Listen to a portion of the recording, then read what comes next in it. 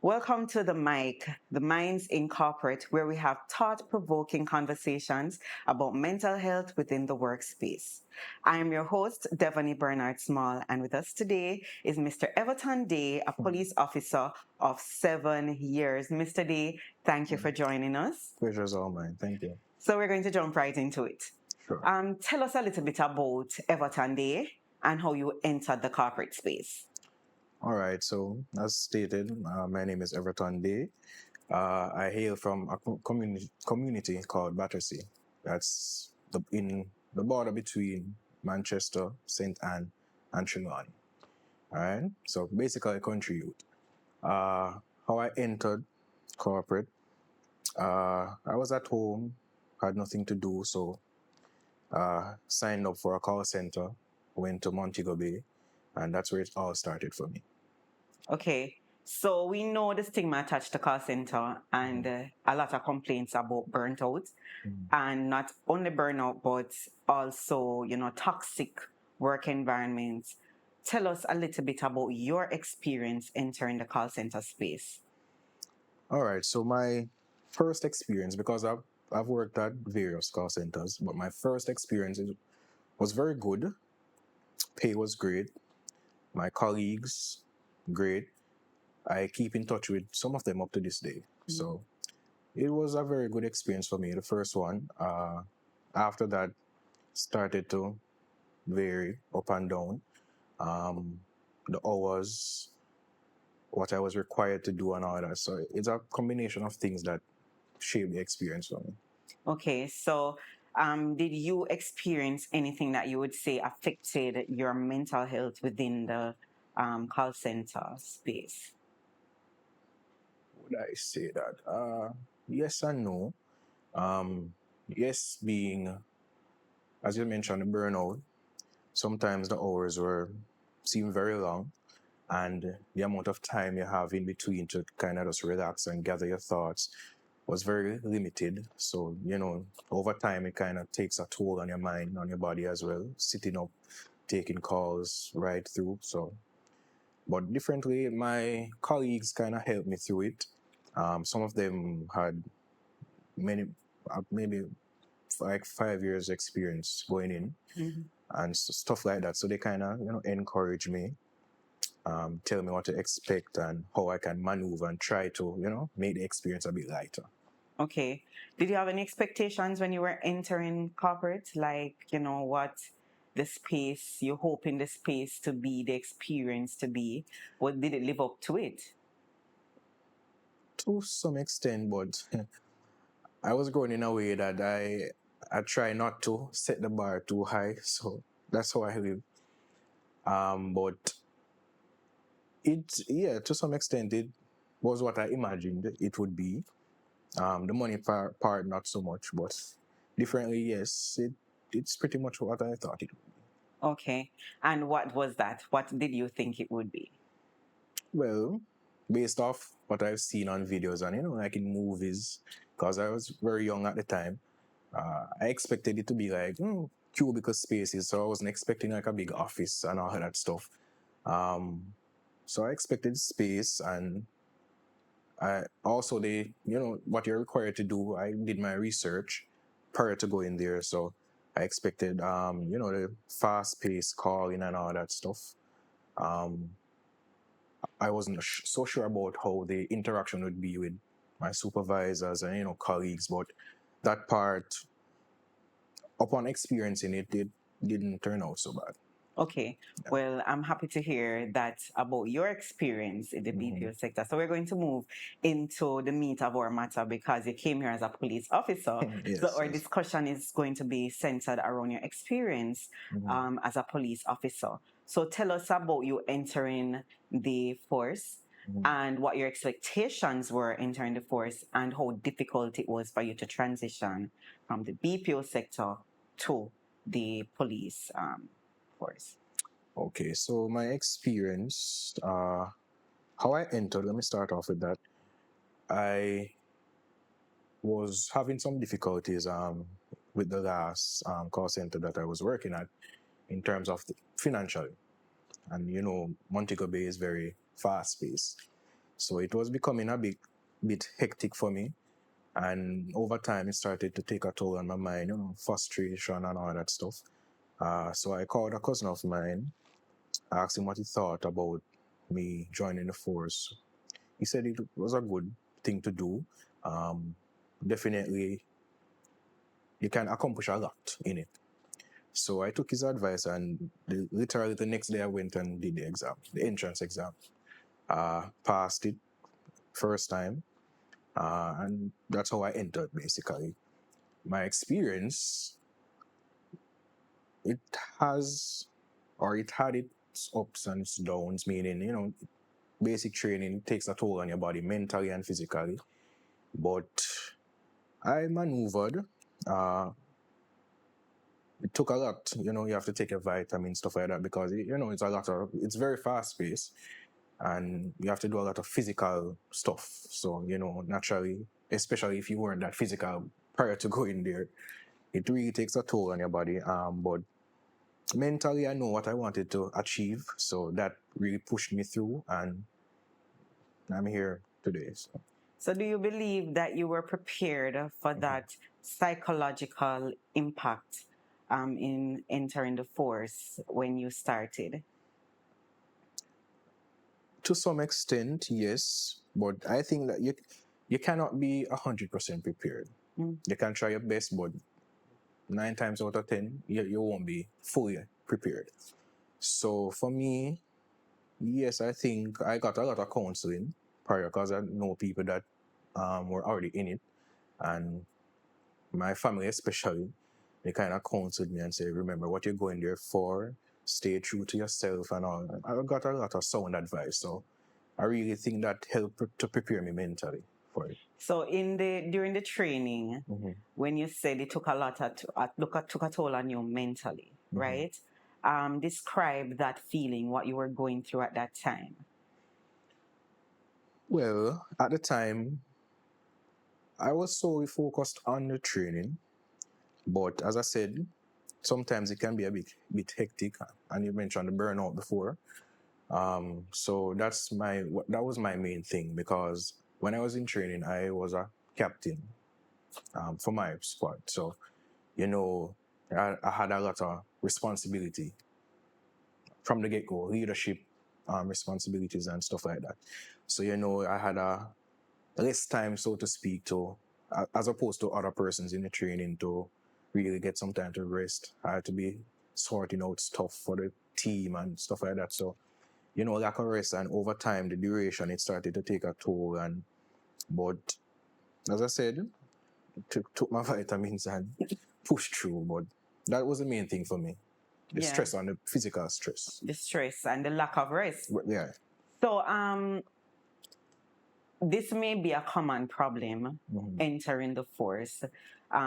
Did you feel safe to say to one of your superiors during that period, I feel a little bit overwhelmed, I'm a little bit exhausted, what would you suggest I do? Can I get some time or something? Did you feel like you were able to do that? Yes, I did. I even spoke with one of them at the time. That would be one of my superiors. And she really gave me sound advice. You can't do everything by yourself. You can delegate, roles, responsibilities. And the core thing is that you're a team. So, you have to work together. So, yes, I did speak with them, and they gave me very good advice. Very good advice. Okay. So, coming out of training, you obviously, got through successfully, and you started. You became a police officer.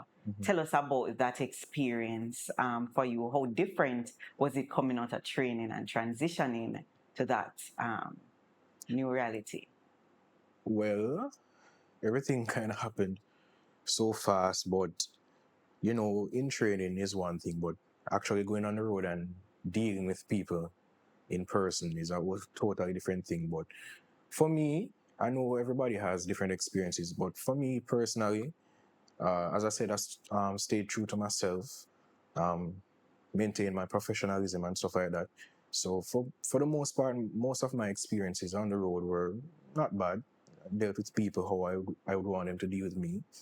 Because that was one of my main things. You have some people, they talk about their experiences and how the police now deal with them good and this and that. But I think that's not always the case though. But for the most part, if you conduct yourself professionally, how you were trained, then for the most part, people will respond in same. Not in all cases, but for me, for the most part, that was my experience. Okay. So, Everton, we know that people, especially here in Jamaica, you'll just see a child going about their business and see a police and then flash off that police and go police because they're cultured in their community that way. They don't like police officers. And it can take a toll on officers when they enter spaces like those because it's cultured to they're cultured to hate police officers. It can be hard to communicate with them, as well as some of the volatile communities you are at risk. How do you prepare yourself to go out on the road daily when you were in a situation like that? Well, we prayed for the most part, especially depending on where I was going. Prayed, and I just, they have like briefing sessions before you go out on the road. So for the most part, they remind you of the policies that we're governed by, how we should conduct ourselves, and at the end of the day, you have to remember the insults or whatever they might hurl at you. It's not an attack on you personally. It's on the force which you are representing. So as long as you abide by the policies, stay true, and just maintain your professionalism, then I think that's the key. Yes, but what I want you to tell us, because I want to get the raw and cut, Everton, what your experience was like. So you go out there and it was just a bad day. How do you prepare yourself to go back tomorrow? Just pray? No, well, I think I get what you're saying now. For me, family is very important. A lot of times when you get the job and because it kind of takes a toll on it, both mentally, physically, and you think that your family won't understand. You kind of withdraw yourself from them, but you find that when you surround yourself with them and, some things are, confidential, you can't talk about, but you can just explain to them, say you're going through a lot and, they can still support you without even knowing exactly what you're referring to. But as long as you know that they're in your corner, and that was my experience. My family, my parents, my grandparents as well, and even now my spouse, my wife, is a very integral part in how I cope with everything that's going on. Yeah. I remember hearing an experience of a young man who entered the force young, and he went into a community and he just started to see a lot of dead bodies. Every week it was another dead body. And it became hard for him. And he became withdrawn, just as you just said. It's easy to become withdrawn. Have you ever experienced anything like that was so traumatizing that forced you to withdraw, even from your parents, grandparents, that support that existed? Yes. Yes, I can say that. At times, I would just close everybody out, shut everybody out, and me or myself knowing a lot in terms of mental health, I knew that wasn't the right way to go about it. Sometimes you still do it even though you know the right thing. But yes, I did have periods where I kind of took away myself from my family, and over time it caught up, and I said I can't keep on doing this. So started to be more open with them, and I tell them that I just need their support. I can't say everything that's going on, obviously, but they said they understand, and then they just took it from there. And ever since, I can see the change and how it has improved my life. How long did it take you to get to that place? It took a very long time. Like years? Yeah, I can say that years. Yes, definitely. So during that time, how did you manage? How did you cope? What aspect of your life was it affecting as well? It was affecting my social life. A lot of persons that I used to talk with, I kind of cut them off. As I said, my family as well. How I coped, I'm not a smoker, I'm not a drinker or anything like that. But I just started to just feed myself. Well, I went to parties, so that's one thing. But separate and apart from that, for me, I just kind of just secluded myself. So when I'm not working, just close myself, got myself away in my room, just binge watch movies, and I wasn't socializing with people. So it really did affect your social life. Yes, it did. Did you ever feel the need to tell your boss that it was affecting you this way? Okay. All right, let me say this. There's a stigma with men that you want to seem or appear macho all the time. So that was my situation. No, I didn't really want to say anything to anyone, especially my superiors, about it. So that's how I went about it at first. No, I've grown, and they are persons that you can speak with. Mm-hmm. They're always welcoming, and they encourage that. So I'm grateful for them. And since taking this approach, and if you have a little dilemma, I can go to them and talk with them, and one away, tell them that it's confidential, and they respect that. Mm-hmm. So no, that's what I do. But prior to maybe a few years ago, that was not the case. Yeah.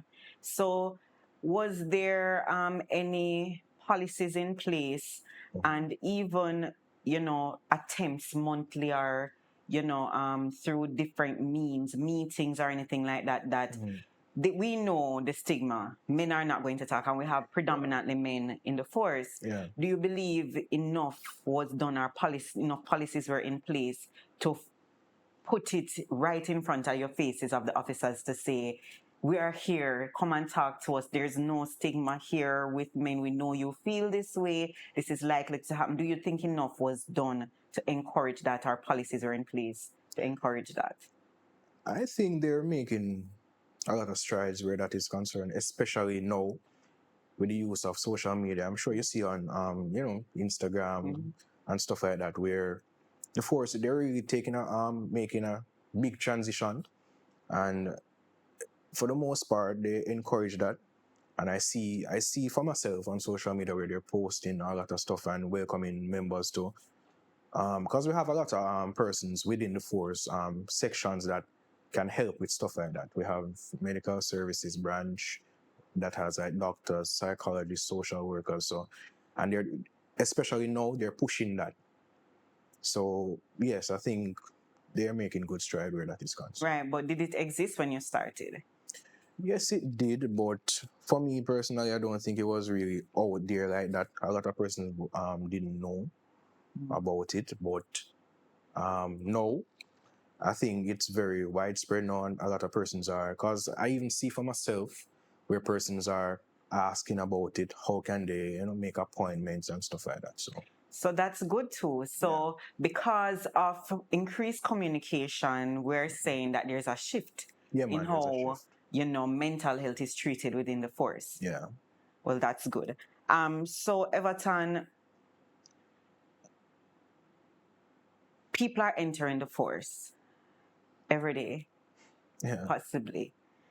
What would you tell a young person entering?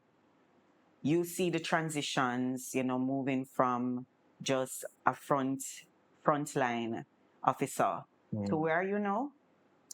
Well, I work at the medical services branch. You're working at the medical services branch, right? So you're not on the front line every day anymore. What would you tell someone coming into the force, looking to advance themselves. But just like you, they'd have gone through the financial strains of life, that social aspect that puts a lot of strain on your life. The family, they may not have a good family structure like you, and the support. What would you encourage them to do? Well, first off, I'd encourage them to utilize the various options that are there. As I said, not everybody has a solid family structure, but persons are in the force that you can speak with. They are, professionals at that. So it's not just like they can just go and talk to your coworker. You have professionals that are trained to listen to you, so give you sound advice, listen to you, hear what you have to say, and possibly even help you in certain situations that you don't think they could have. So that's one thing. But also, I think they should just brace themselves for not just what they see on social media, in terms of dealing with, the tough crowds and all of that stuff. They should brace themselves for possibly internal struggles and how you can, for example, let me say this. You have something personal going on, but at the same time, you're required to go to work. Yeah. So you have to know how to separate those things and still function effectively.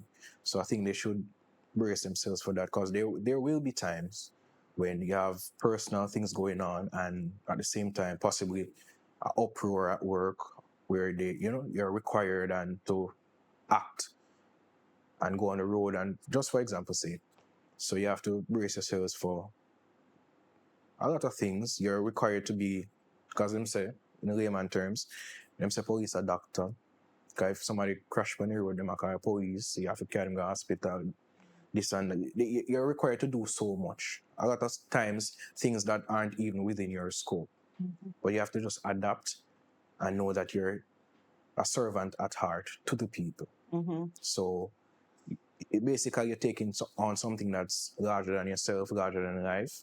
And it can be a big responsibility, but you just have to brace yourself for that, and that people will be looking towards you now for help. So you have to be that person that is solid, but at the same time, you have to take care of your mental health. And if you see the need, speak with someone and, unload so you can reload, so to speak. Yeah, so you're in the medical services branch. Yeah. So you would have the tools or you would have the know-how to advise them. How could they reach the medical services branch if something should happen and they need immediate support?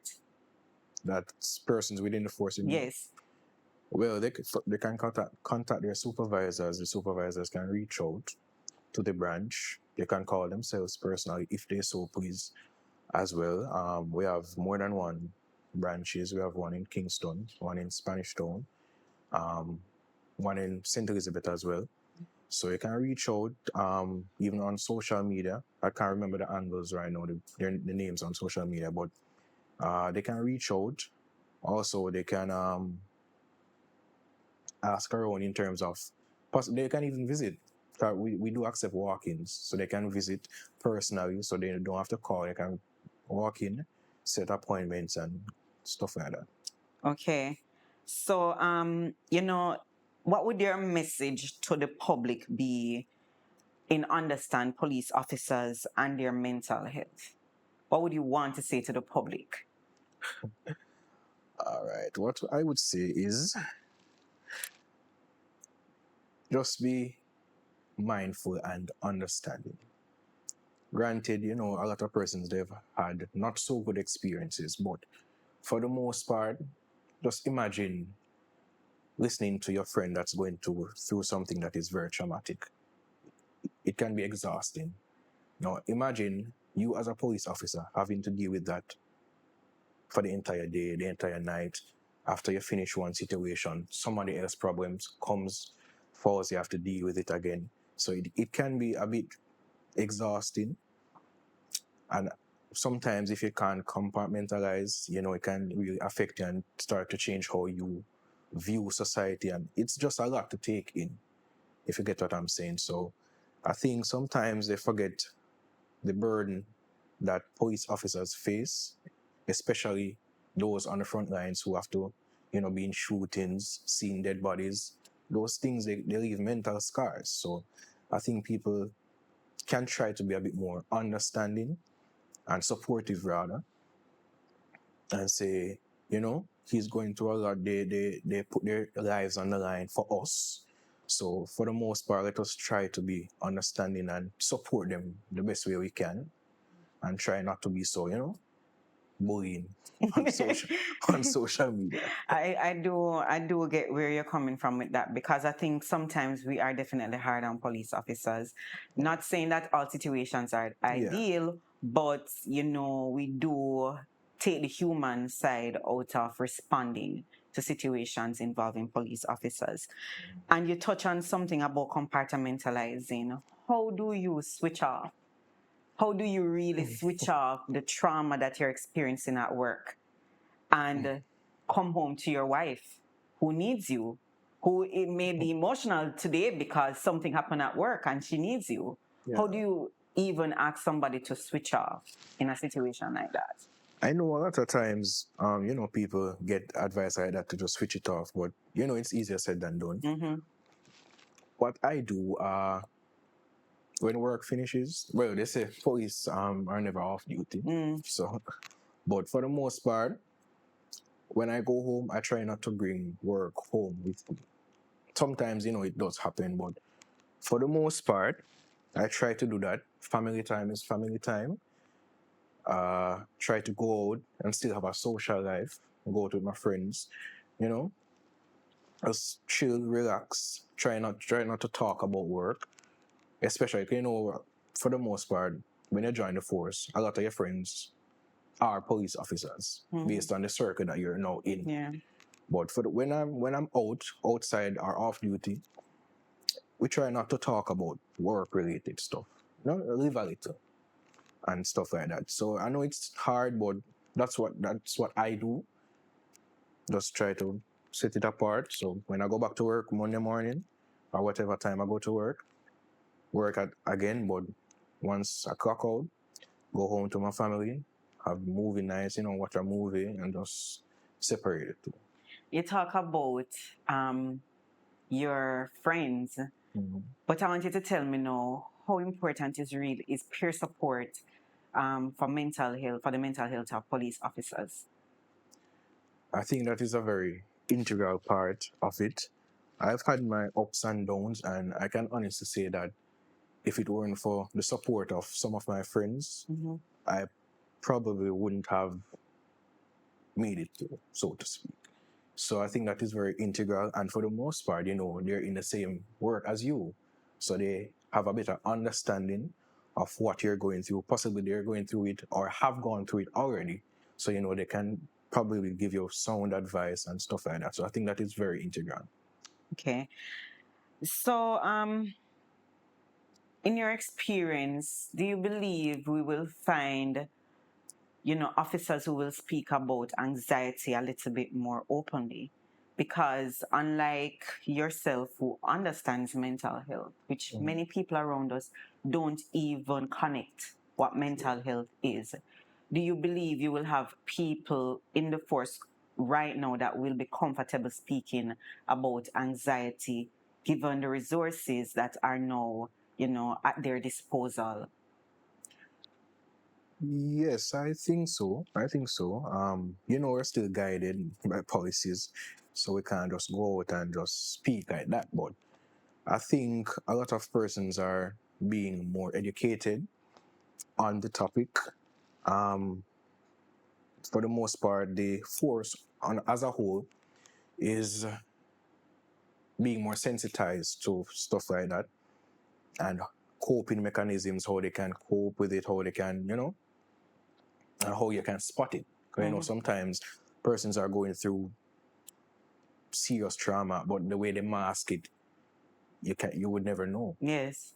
And that is very serious. So I think the fact that they're being more sensitized about it, how to pick up on signs, and stuff like that. So I think as a whole, the force is moving to a place where persons can speak more freely and not be so hesitant or scared of it. Right.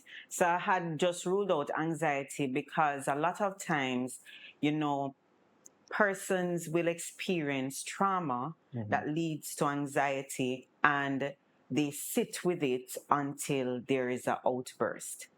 And, outside of that, there are other things that we could talk about that are taking a toll on our officers.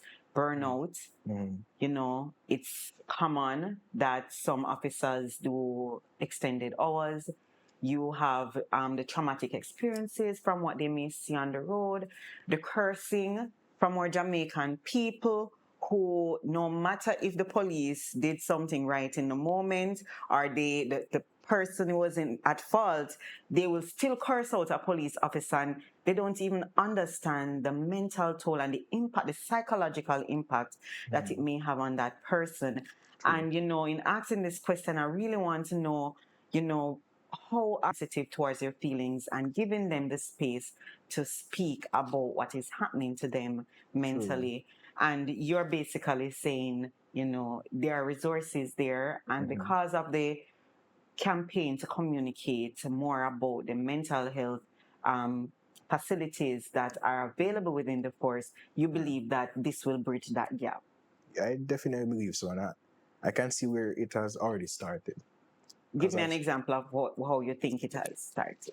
Because I've spoken with persons that, have utilized the resources, and they're saying that it was a really big help for them. I too personally have utilized it. And as I said, I can see the changes. Things are a lot better. So, you have testimonies. So you can see that it's definitely working. Yes. And before, you're measuring that against what it was before, or is it that you are in a better position to see it now? I'd say I'm in a better position to see it. Better position to see it. Yeah. So do you believe the force does enough to canvas the landscape of the police force to say, all right, we are seeing more people, or we're going to put out surveys to see how many persons are utilizing it, or you guys are documenting the amount of call-ins, walk-ins, or all of those supports? Yes. Everything that you just stated is being done. So yes. Yes. So you say data is available to show as well if you should definitely. check. Okay, good. So in wrapping up, Everton, I want to know, taking out of this conversation, the mic is really to help persons to give persons a voice, which is why our tagline is unmute the mind. Yeah. We're giving persons an opportunity to talk about the things that are happening in the workspace, to bring awareness to mental impacts of anything that is happening there that we need to be addressed, and policies that needs to be developed. What would you leave this conversation and do differently to ensure that this talk is, being felt and impacted, the impact is felt within the force? Well, for the most part, I can definitely say that, because I've had experiences where persons are, because they know where I work, so they reach out to me, or make recommendations, say, Everton works here, so you can, sort out something for you. So I see where it is being spread, and I'm sure I'm not the only person. I'm just speaking from personal experience. So imagine I'm getting persons who are saying, "Hey, can you help me?"